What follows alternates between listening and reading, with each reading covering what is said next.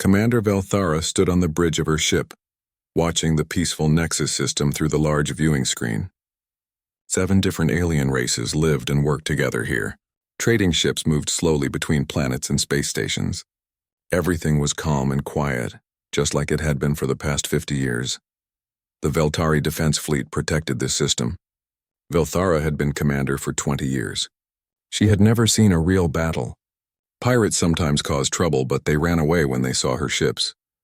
The biggest problem she usually faced was settling arguments between traders. Her communication officer suddenly looked up from his station. His blue skin turned pale. "Commander, we have an urgent message from Patrol Ship 7. "What is it?" Velthara asked. "They report an unknown ship approaching the system. It's moving very fast, faster than anything we've ever seen." Velthara frowned. "Show me the data." The main screen changed to show numbers and charts. The speed readings made no sense. No ship could move that fast and still be controlled. The energy readings were even stranger. Whatever was coming toward them had more power than her entire fleet combined. "Send a message to all ships," Velthara ordered. "Move to defensive positions. And call Admiral Korvax. He needs to know about this." Space around the main trading station began to fill with warships. The Veltari brought their fast cruisers. The hegemony moved their big battleships into position. Other alien races sent whatever ships they had nearby. Soon over 30 ships waited in formation. Then it happened. Space itself seemed to tear open. A massive ship dropped out of hyperspace with a sound that shouldn't have been possible in the vacuum of space. Energy waves rolled out from the arrival point, making every ship in the area shake. Warning alarms went off on every bridge. The human warship was huge and dark. Its metal hull looked different from any alien design. Strange markings covered its sides. Weapon ports dotted its surface like the eyes of some great beast. It moved with smooth, deadly grace toward the center of the system. On the bridge of the human ship, Captain Daeho Kim stood with his hands behind his back. His face was calm, but his dark eyes held anger that burned like cold fire. Gray hair touched his temples, showing his years of experience. Scars on his hands told stories of battles fought and won. "Sir, we're receiving multiple hails from the alien ships," said Lieutenant Commander Hyojin Park. She was younger than the captain, but her voice was steady and professional. "They want to know who we are and what we want." "Not yet," Captain Kim said quietly. "First, let them see what they're dealing with." On his tactical display, dozens of alien ships were moving to surround them. They looked like children's toys compared to the Tegok's Fury. The human ship was 3 times larger than the biggest alien vessel. Its weapons could destroy any of them with a single shot. "Jiwoo, scan their ships," the captain ordered. Weapons Officer Jiwoo Lee worked at her station with quick, precise movements. "Their technology is about 200 years behind ours, sir. Their weapons couldn't scratch our paint. Their shields couldn't stop our smallest guns." "Good. Open a channel to all ships in the system." The communication system came alive. Captain Kim's voice reached every alien ship, every space station, every listening post in the system. His words were clear and simple.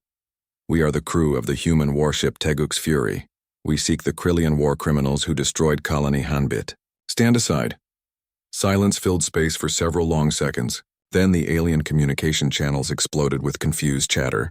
The word human meant nothing to them. They had never heard of this species before. How could one unknown ship dare to make demands in their space? Admiral Korvax of the Hegemony Fleet was the first to respond. His angry voice crackled over the radio. "Unknown vessel, you will stop immediately. This is sovereign space belonging to the Nexus Alliance. You have no authority here." Captain Kim didn't answer right away. He looked at the tactical display showing the Hegemony flagship moving closer. It was a big ship by alien standards, bristling with weapons and carrying 5,000 crew members. Admiral Korvax probably thought his size advantage would be enough. "Sir," said Hyojin Park quietly, "should we respond?" "Actions speak louder than words," Captain Kim replied. The Hegemony flagship fired a warning shot. A bright beam of energy struck the human ship's forward shields. The aliens expected to see damage, maybe force the strange vessel to surrender.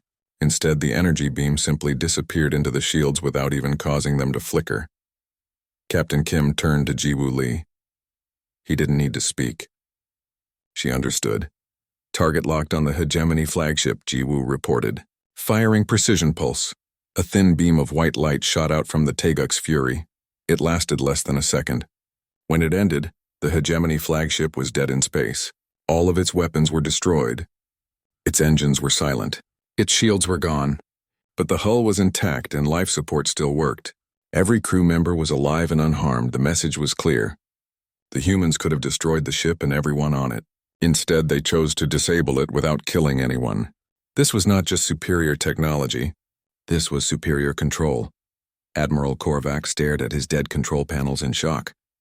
His mighty flagship, pride of the hegemony fleet, had been neutralized in one shot. The unknown humans had shown both incredible power and unexpected mercy. Commander Velthara felt her hands shaking. "What kind of beings are these humans?" she whispered. Captain Kim opened the communication channel again. This time, his voice carried a different tone. It was still calm, but now the aliens could hear the steel underneath. "We did not come here to fight you. We came here for justice. The Krillians committed genocide against our people. They will answer for their crimes. Anyone who stands in our way will be removed. Anyone who helps us will be remembered as a friend."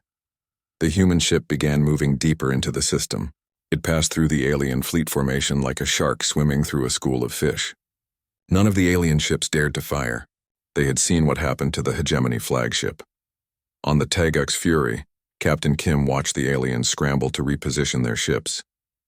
They were afraid now. Good. Fear would keep them alive. But he knew this was just the beginning. The Krillians were somewhere in this system, and they would not give up easily. "He-Jin, start scanning for Krillian ships," he ordered. "Jiwoo, keep all weapons ready. And send a message to the fleet. Tell them we've found our targets." The hunt was about to begin. The emergency council meeting was held aboard the largest space station in the system. Representatives from 7 different alien races gathered in the main conference room. The air was thick with tension and fear. Outside the windows, they could see the dark shape of the human warship moving slowly through their space like a predator hunting its prey. Commander Velthara sat at the round table.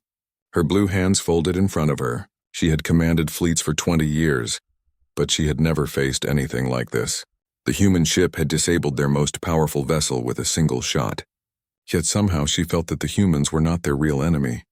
"We need to discuss what just happened," said Ambassador Koltar of the Trade Federation. His voice was shaky. "One ship just made our entire defense fleet look like children playing with toys." Admiral Korvax joined the meeting by video link from his crippled flagship. His pride was hurt more than his ship.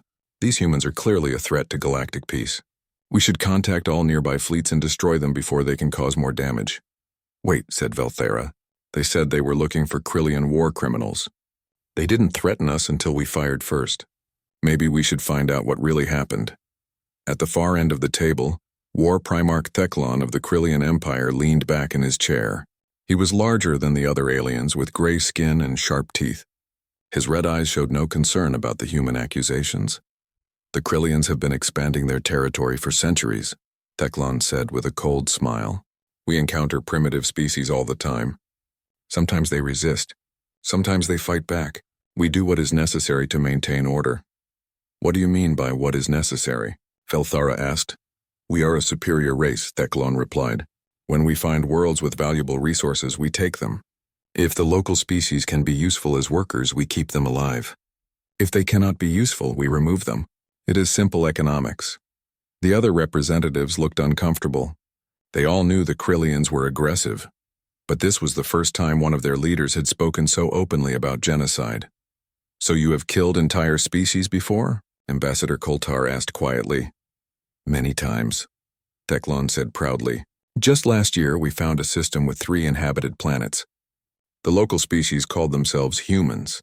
They had some useful technology, but they refused to surrender. So we destroyed their colonies. We kept a few alive for study, but most of them died fighting. They were brave but stupid." Silence filled the room. Even Admiral Korvax looked shocked at the casual way Theclon described mass murder. Meanwhile, aboard the Tagux Fury, Science Officer Tae-Young Choi was listening to all alien communications in the system. His translation computers worked quickly to understand the different languages. When he heard Theclon's words, his face went pale. "Captain," he called across the bridge, "you need to hear this." Captain Kim walked over to Tae-Young's station. The young officer played back the recording of the alien meeting. When it finished, the captain's jaw was tight with controlled anger. "So they admit it," Captain Kim said quietly. They destroyed Hanbit Colony and called our people stupid for fighting back. Lieutenant Commander Hee Jin Park had been listening too. Sir, the other aliens seemed surprised by the admission. I don't think they knew what the Krillians had done. It doesn't matter, Captain Kim replied. The Krillians are guilty of genocide. They will pay for their crimes. Back at the Alien Council meeting, War Primarch Theclon was still talking. These humans who survived our attacks must have found other colonies and built this warship. But they are still just primitive mammals. One ship cannot stand against the combined might of 7 civilized races. Did you see what they did to my flagship? Admiral Korvax asked. That was not primitive technology. Your ship was caught by surprise, Theclon said dismissively. The humans got lucky. When we fight them properly, with full fleets and careful planning, they will fall like all the others. Commander Velthara studied the tactical reports on her tablet. The human ship's energy readings were beyond anything in their databases. Their shields had absorbed a direct hit without damage. Their precision targeting was perfect. I think you're wrong, she said slowly. I think we're dealing with something we don't understand. Nonsense, Theclon snapped. I have fought humans before. They die just like any other species. They bleed. They break. They surrender when faced with superior force. Then why is their ship still out there? Velthara asked. Why haven't they attacked the station? Why are they just waiting? On the human ship, engineer Sora Kang was checking the status of their experimental fusion cores. The new design allowed the Teguk's Fury to generate more power than an entire alien fleet. But more importantly, it was clean power. No radiation. No dangerous waste. Just pure energy that could run their ship for years without refueling. All systems green, Captain, Sora reported. We're running at 60% power. More than enough for current operations. Navigator Hyunwoo Nam was tracking the positions of all alien ships in the system. His sensors showed 3 large Krillian dreadnoughts trying to move toward the edge of the system. They thought they could escape while the aliens argued about what to do. Captain, I'm detecting Krillian ships attempting to flee, Hyunwoo said. 3 dreadnoughts and several smaller vessels. They're using the large asteroid field to hide their movements. Captain Kim smiled for the first time since arriving in the system. Plot intercept courses. We're not letting them run away. The Alien Council meeting was getting more heated. Several representatives wanted to contact their home governments for instructions. Others wanted to negotiate with the humans. Admiral Korvax was calling for immediate military action. We cannot allow one ship to dictate terms to sovereign governments, he declared. If we show weakness now, other species will think they can push us around. But what if they're right about the Krillians? Asked Ambassador Koltar. What if genocide really was committed? War Primarch Theclon stood up from his chair. His imposing figure cast a shadow over the table. The Krillian Empire does not answer to aliens who have never faced real war. We expand because we are strong. We survive because we are smart. These humans are just another species that needs to learn their place. And what place is that? Velthara asked. Under our boots, Theclon replied. Or dead. Those are the only choices we give to species that oppose us. The communication system suddenly activated. Captain Kim's voice filled the room, calm and clear. Attention all ships in the Nexus system. We have identified the Krillian vessels attempting to flee. Any ship that assists their escape will be considered an enemy. Any ship that stands aside will be spared. You have 5 minutes to decide. The alien representatives looked at each other in confusion. How had the humans found the Krillian ship so quickly? The dreadnoughts were using military-grade stealth systems and hiding behind asteroids. This is impossible, Theclon said. Our ships are invisible to their sensors. But even as he spoke, the main display screen showed the human warship changing course. It was moving directly toward the asteroid field where the Krillian ships were hiding. Somehow the humans knew exactly where they were. 5 minutes, Captain Kim's voice repeated. Choose wisely. Admiral Korvax looked at his tactical display. His fleet had over 200 ships from different races. Surely that would be enough to stop one human vessel, no matter how advanced it was. All ships, this is Admiral Korvax, he broadcast. Form attack formation. We will show these humans that the Nexus Alliance cannot be intimidated. Commander Velthara felt a cold fear in her stomach. She had a feeling they were about to make a terrible mistake. But military orders were military orders. Her ships began moving into position with the rest of the alien fleet. On the Teguk's Fury, Captain Kim watched the alien ships surrounding his vessel. Over 200 ships against one. In any normal situation, those would be impossible odds. But this was not a normal situation. And humans were not normal by galactic standards. All hands prepare for combat, Captain Kim announced over the ship's communication system. We came here for justice. Now we'll show them what happens when justice has teeth. The space around the Nexus system filled with the light of weapons fire. Over 200 alien ships opened fire at the same time, sending thousands of energy beams and missiles toward the single human warship. The combined firepower was enough to destroy a small moon. The Taeguk's fury disappeared inside a ball of explosions and energy. For a moment, the alien commanders thought they had won. Then the light faded, and the human ship emerged completely undamaged. Its shields shimmered like water, absorbing and redirecting the massive attack. Impossible, Admiral Korvax whispered from his crippled flagship. Nothing can survive that much firepower. Captain Daeho Kim stood calmly on his bridge as energy blasts lit up the space around them. His ship's defensive systems were working exactly as designed. The shields didn't just block enemy fire, they learned from it, adapting to each new type of weapon and becoming stronger. Shield efficiency at 98%, reported Tactical Officer Yoonji Yu. Her fingers moved quickly across her control panels, managing defensive systems that tracked hundreds of incoming threats at once. All enemy weapons have been analyzed and classified. Countermeasures are ready. Communications, are you ready? Captain Kim asked. Communications Specialist Min Ho Shin nodded from his station. Yes, sir. I've mapped their entire communication network. I can jam their signals or take control of their systems whenever you give the order. Captain Kim had fought in many battles during his 30-year career. He had learned that the key to victory was not just superior weapons but superior thinking. While other species fought wars like formal duels, humans fought to win by any means necessary.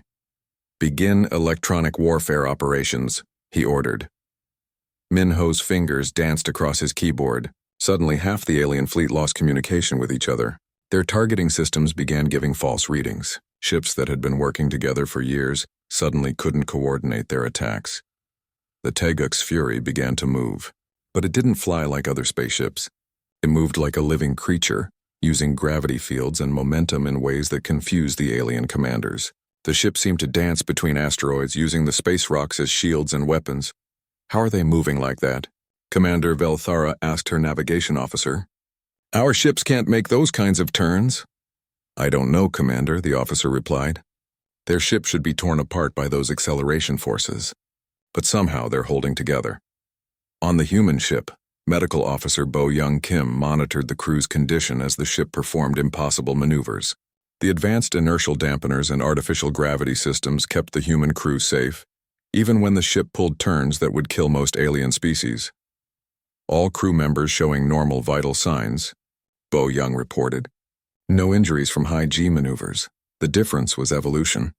Humans had developed on a high-gravity world with dangerous weather and predators.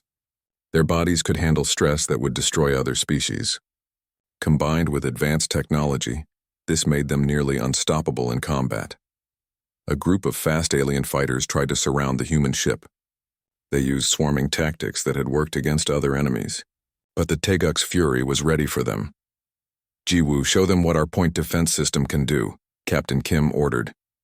Weapons Officer Jiwoo Lee smiled as she activated the defensive arrays. What the aliens thought were simple shield generators were actually adaptive weapon systems. Hundreds of small turrets emerged from the ship's hull, each one tracking a different target. The alien fighters expected to face large, slow weapons designed for ship-to-ship combat. Instead, they found themselves in a storm of precisely aimed energy pulses. In less than 10 seconds, 30 alien fighters were destroyed or disabled. The surviving pilots retreated in panic. Sir, reported Engineer Young-Sik Bae from the engine room, all systems are operating within normal parameters. We're only using 40% of our maximum power output. Captain Kim nodded. The alien commanders still didn't understand what they were facing. They thought in terms of bigger guns and thicker armor. Humans thought in terms of adaptation and survival. Every system on the Taeguk's fury was designed to be flexible, to change and improve during battle. The alien fleet tried to regroup, but their communication problems made coordination impossible. Some ships were firing at targets that had already been destroyed. Others were hitting their own allies by mistake. The careful battle formations fell apart into chaos. War Primarch. Theclon watched the battle from his command ship with growing anger. The Krillian dreadnoughts were supposed to escape while the other aliens kept the humans busy, but the human ship was everywhere at once, somehow tracking his vessels even through their stealth systems. "How are they finding our ships?"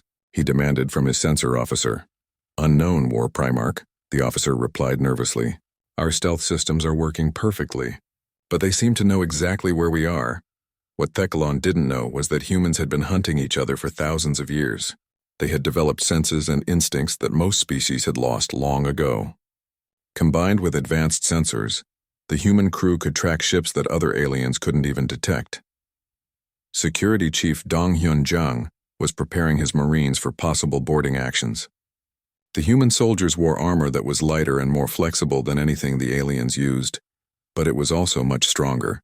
Like everything else human, it was designed for adaptation and survival. "If we need to board enemy ships, remember the briefings," Donghyun told his troops.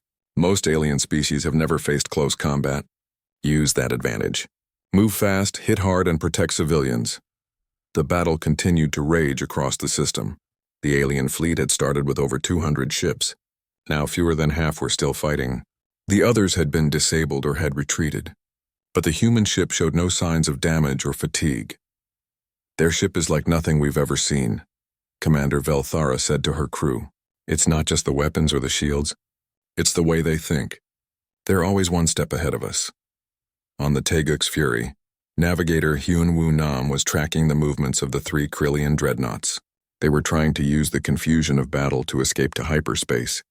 But Captain Kim had other plans. "Plot intercept course for the lead dreadnought," the captain ordered. "It's time to end this." The human ship suddenly accelerated toward the fleeing Krillians.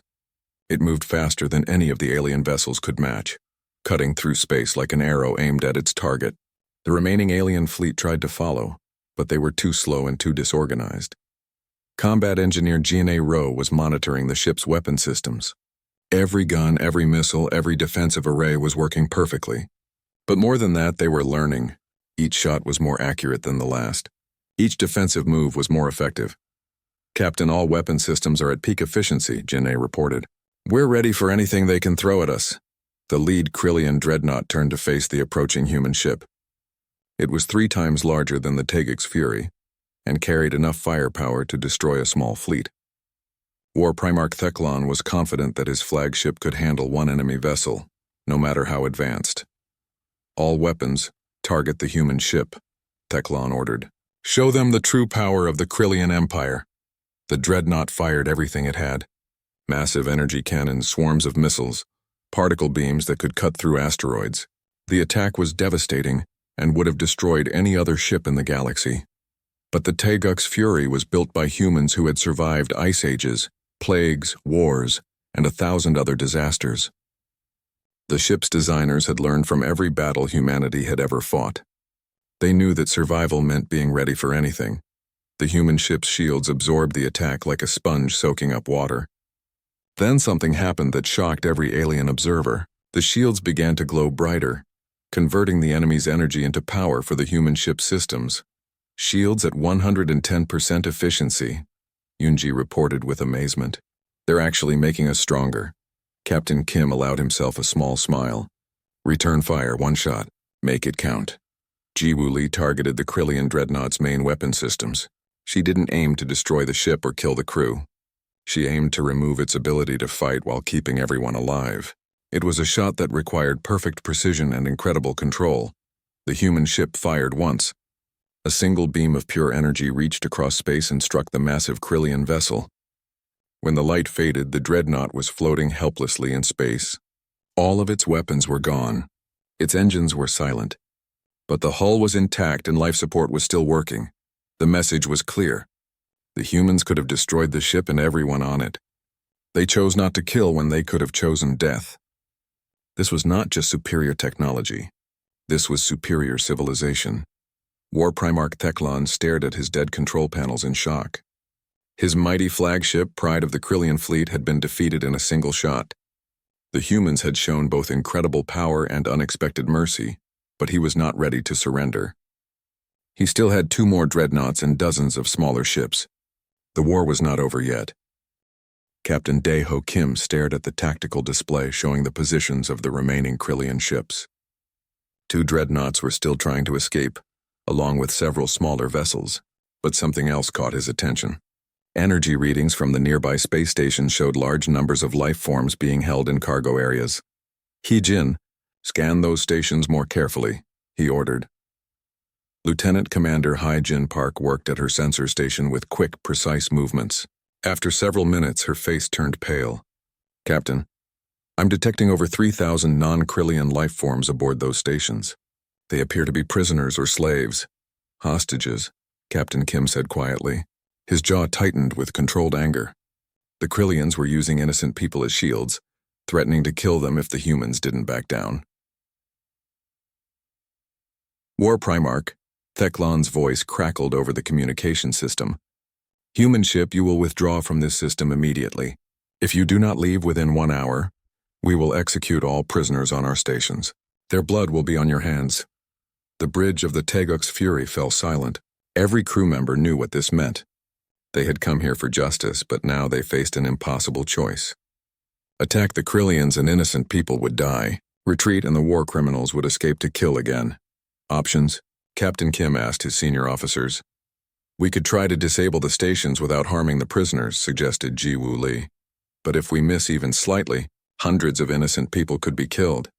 The stations are heavily defended, added Tactical Officer Yoon Ji-yu. They have automatic systems designed to kill prisoners if the stations are attacked. Security Chief Dong Hyun-jang stepped forward. Sir, there might be another way. A boarding operation. My Marines could take the stations while the ship keeps the fleet busy. Captain Kim studied the tactical display. It would mean splitting their forces, something military doctrine warned against. But humans had always excelled at doing the impossible when lives were at stake. How many Marines do you need? He asked. 40 should be enough, Dong Hyun replied. But we'll need modified shuttles to get through the station defenses. And the ship will have to face the entire Krillian fleet alone. Do it, Captain Kim ordered. Engineer Bay, how quickly can you modify our shuttles for assault operations? Young Sik Bay was already running calculations in his head. Give me 20 minutes, Captain. I can armor them and add better weapons.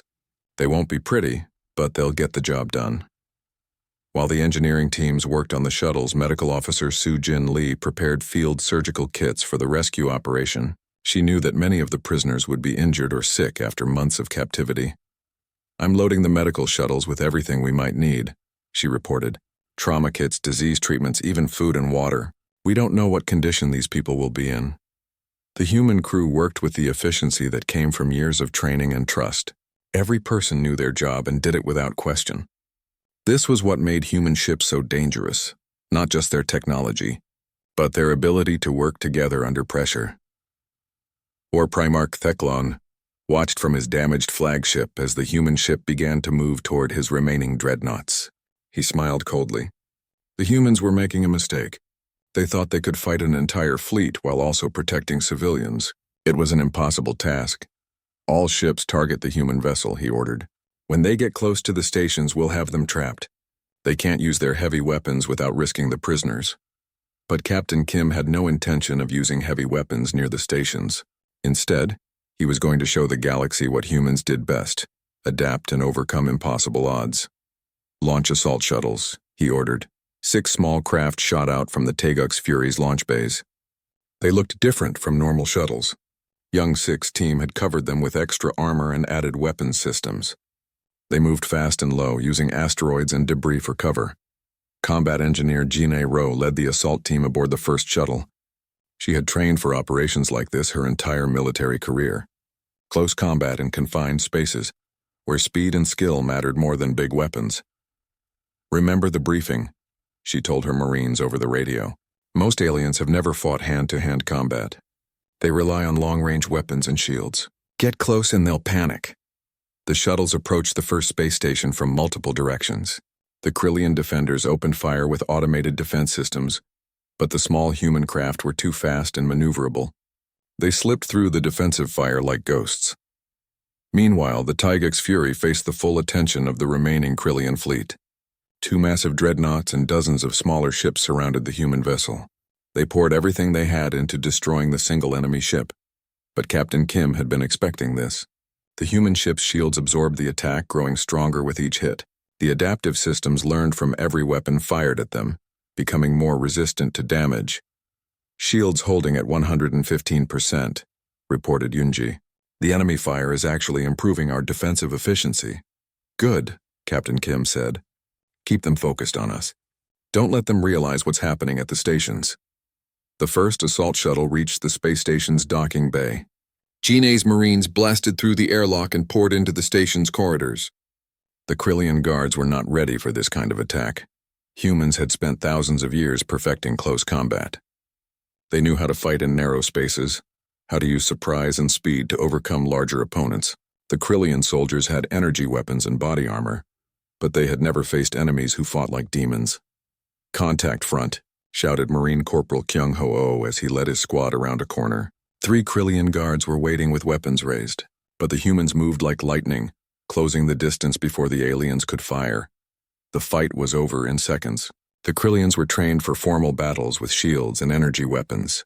They had no idea how to handle enemies who fought with their hands, who used every object in the room as a weapon, who never stopped moving. Corridor secured, Jine reported over the radio. Moving to the prisoner areas. On the other shuttles, similar battles were taking place. Human Marines swept through the stations like a force of nature, overwhelming confused defenders who had never seen anything like them. The rescued prisoners were from dozens of different species. Some had been captive for months, others for years. All of them were weak and frightened, but when they saw the human soldiers, something in their faces changed from despair to hope. "We're here to help," Sujin told a group of rescued aliens as she treated their injuries. "You're safe now. We're taking you home." Back in space, the battle between the Taeguk's Fury and the Krillian fleet continued, but now Captain Kim was ready to end it. The prisoners were safe. His Marines had done their job. It was time to finish what they had started. "All stations secure," Jine reported. "Prisoners are being evacuated to the medical shuttles." "Understood," Captain Kim replied. "All shuttles, return to the ship. It's time to remind the Krillians why genocide is a bad idea." The human ship suddenly changed tactics. Instead of just defending, it went on the attack. The Taeguk's Fury moved through the Krillian fleet like a predator among prey, its weapons striking with surgical precision. But it didn't aim to kill. Every shot was carefully placed to disable enemy ships without destroying them. Engines were crippled. Weapons were destroyed. Life support was left intact. The humans were not monsters. They were justice made manifest. One by one, the Krillian ships fell silent. Their weapons went dark.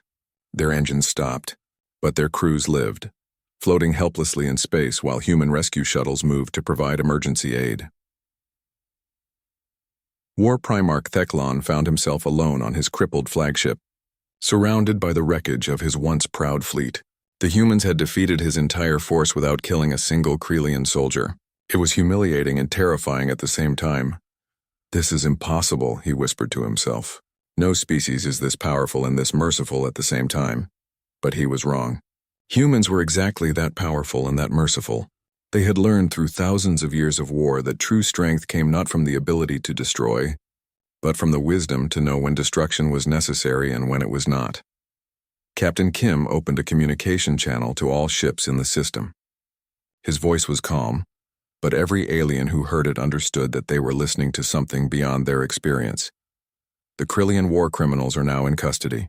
The prisoners have been freed. Any ship that wishes to leave may do so in peace. But remember what you have seen here today. Remember what happens when innocent people are threatened." The human ship began to move toward the edge of the system, its job complete. But every alien who watched it go knew that the galaxy had changed forever. Humanity had arrived, and they were unlike anything the stars had ever seen. The rescue shuttles returned to the Taeguk's Fury, carrying over 3,000 freed prisoners from dozens of different alien species. Medical officer Sujin Lee and her team worked around the clock to treat injuries and provide care for beings who had given up hope of ever seeing freedom again. Captain Daeho, Kim walked through the medical bay, observing the work being done. He saw creatures with scales, others with fur, some that looked almost like plants. All of them had suffered under Krillian cruelty, but now they were safe aboard a human ship. "How are they doing?" he asked Sujin. Better than expected, she replied while treating a young alien's infected wounds. Most of the injuries are from poor living conditions rather than active torture. The Krillians saw them as property, not people, but they'll all recover with proper care. Through the ship's corridors, human crew members shared food and water with the rescued aliens. Language barriers meant little when kindness was shown through actions. The aliens had expected their rescuers to be just another conquering species, but the humans treated them with gentleness that confused and amazed them. On the bridge, Lieutenant Commander Hee-Jin Park was coordinating humanitarian aid for the damaged alien ships floating throughout the system. The Krillian fleet had been disabled, but their crew still needed life support and medical attention.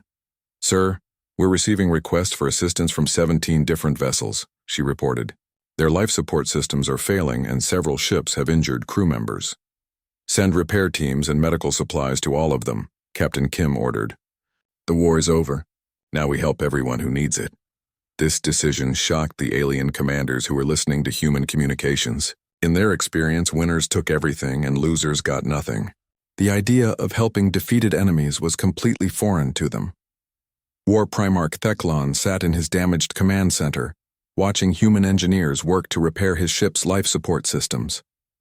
The young human woman leading the team was the same person who had disabled his weapons just hours earlier. Now she was saving his crew's lives. "Why are you helping us?" he asked Engineer Young-Sik Bay as she worked on the environmental controls. Young-Sik looked up from her work with tired eyes. "Because you're people and people deserve to live. What you did was wrong, but that doesn't mean we'll let you die." "Your species is strange," Theklan said quietly. "You fight like demons but show mercy like saints. I don't understand it." "Maybe that's why you lost," Young-Sik replied, then went back to her work. Meanwhile, Commander Velthara requested permission to come aboard the human ship. She wanted to speak with Captain Kim personally. When she arrived in the shuttle bay, she was surprised by what she saw. Human crew members were teaching alien children simple games while their parents recovered from captivity. Warriors who had just won an impossible battle were now acting as babysitters and teachers. Captain Kim met her in his ready room, a simple office with maps of human space on the walls. Velthara noticed pictures of destroyed human colonies, including one labeled Hanbit Settlement, population 50,000. "You came here for revenge," she said, looking at the pictures. "No," Captain Kim replied quietly. "We came here for justice." Revenge would have meant destroying every Krillian ship and killing everyone aboard. Justice means stopping the killing and making sure it doesn't happen again. Velthara sat down across from the human captain. "I need to understand something. Your ship could conquer this entire system. You could demand tribute from all our worlds. Why don't you?" Captain Kim was quiet for a moment, choosing his words carefully. "Because conquest creates more problems than it solves. We don't want your worlds or your resources. We want to live in peace with our neighbors. But we also won't stand by while innocent people are murdered." "The Krillians will be tried for their crimes?" Velthara asked. "Yes, by a fair tribunal with representatives from multiple species. They'll have the chance to defend themselves, which is more than they gave their victims." This concept was as foreign to most aliens as mercy toward enemies. In their experience, defeated leaders were either killed or enslaved. The idea of a fair trial was revolutionary. News of the battle spread quickly through alien communication networks. Within hours, reports reached governments on hundreds of worlds. The story was always the same. A single human ship had defeated an entire fleet, rescued thousands of prisoners, and then provided aid to the very enemies they had just defeated. On the Taeguk's Fury, Navigator Hyunwoo Nam was preparing for departure, but before they left, Captain Kim had one more message to broadcast to the galaxy. "Open a channel to all ships and stations in the system," he ordered. When the communication link was established, Captain Kim's voice reached every listening post within 50 light years. His words would be remembered and repeated across the galaxy for generations to come. "To all who hear this message, we are the crew of the human warship Taeguk's Fury. We came here to bring justice for our people who were murdered by Krillian war criminals. That justice has been served. We want you to know that humanity does not seek conquest or domination. We seek only to live in peace with our neighbors and to protect those who cannot protect themselves. We offer friendship to all species that value life and liberty. But we also want you to remember what happened here today. We remember our dead, and we do not forget those who kill the innocent. Anyone who commits genocide will answer for their crimes. Anyone who enslaves others will face human justice. Anyone who preys on the weak will learn why we are called the most dangerous species in the galaxy. This is not a threat. It is a promise. The message ended, but its impact would last for centuries. Across the galaxy, alien governments began to reconsider their policies toward weaker species. The idea of humans as protectors and avengers spread through space like ripples on a pond. Before departing, the Teguk's Fury uploaded detailed star charts showing the location of human space. Along with the coordinates came an invitation for diplomatic contact and trade agreements. The message was clear. Humanity was willing to be friends, but they would also be formidable enemies. As the human ship prepared for hyperspace, the rescued prisoners were transferred to ships from their homeworlds. Families that had been separated for years were reunited. Children who had grown up in captivity saw their native skies for the first time. One young alien approached Captain Kim before leaving. She was barely more than a child, with large eyes and blue-scaled skin. Through a translator, she said, "Thank you for saving us. Will you come back if bad people hurt us again?" Captain Kim knelt down to her level and spoke gently. "We will always come for those who need help. That's what humans do." The child smiled and gave him a small carved stone before running back to her family. Captain Kim looked at the simple gift and put it carefully in his pocket. It would sit on his desk for the rest of his career, reminding him why humans fought. The Teguk's Fury jumped to hyperspace, leaving the Nexus system forever changed. In the days that followed, alien species began reaching out to humanity. Some wanted trade agreements. Others wanted military alliances. All of them wanted to understand this strange species that fought like gods but acted like guardians. The Veltari were the first to establish formal diplomatic relations. Commander Velthara personally led the delegation to human space, carrying proposals for mutual defense treaties and scientific exchanges. Other species followed. The Trade Federation wanted access to human technology and offered raw materials in return. The hegemony, humbled by their defeat, sought peace agreements and promised to reform their military practices. But perhaps most importantly, the smaller species, those who had lived in fear of stronger neighbors, began to hope. They had seen what happened when humanity decided to protect the innocent. For the first time in centuries, they believed that justice was possible in a cruel galaxy. Captain Kim returned to Earth to find himself a hero, but he took no joy in the celebration. Too many people had died before justice could be served. Too many colonies had been destroyed before humanity learned of the threat. But he also knew that the galaxy was now a different place. Word had spread that humans would come for those who committed genocide. Pirates thought twice before attacking civilian ships. Slavers looked over their shoulders, wondering if human warships were watching. Tyrants worried that their crimes would not go unpunished. The age of easy conquest was over. The age of human justice had begun. And in the depths of space, other human ships patrolled the trade routes and defended the innocent. They carried the same message that the Teguk's Fury had brought to the Nexus system. Humanity had arrived, and they would never again allow the strong to prey upon the weak without consequence. The galaxy had gained protectors as dangerous as they were merciful, and that made all the difference.